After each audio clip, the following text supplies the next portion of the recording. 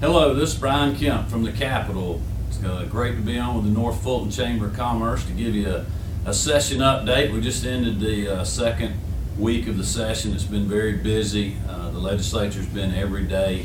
One of the reasons that is we're going to have a short elections calendar this year.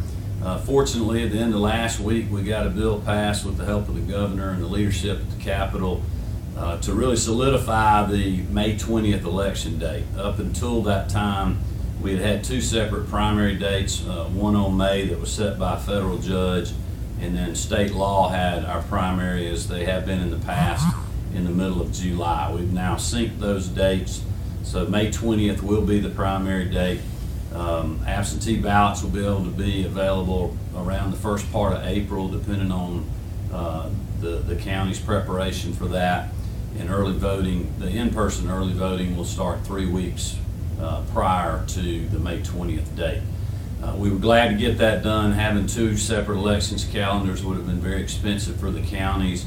It also would obviously have been a logistical nightmare for us. So that was really our main priority for the session. I think the consensus around the building here is that don't do anything this year unless you absolutely have to.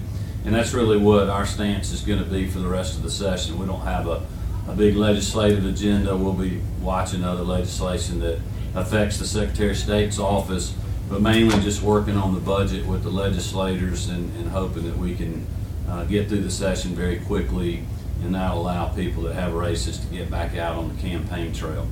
One other thing I wanted to just briefly update you on is our Fulton County elections case from the problems that we had in the 2000 election cycle in the primary and in the general election.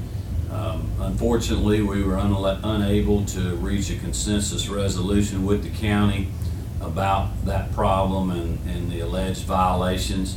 That was what we wanted to do, but the county didn't really feel like they could come to terms with us, and so that case has been bound over by the State Elections Board to the Attorney General's office, where there'll either be a consent worked out or they will end up sending that to have a hearing with an administrative law judge.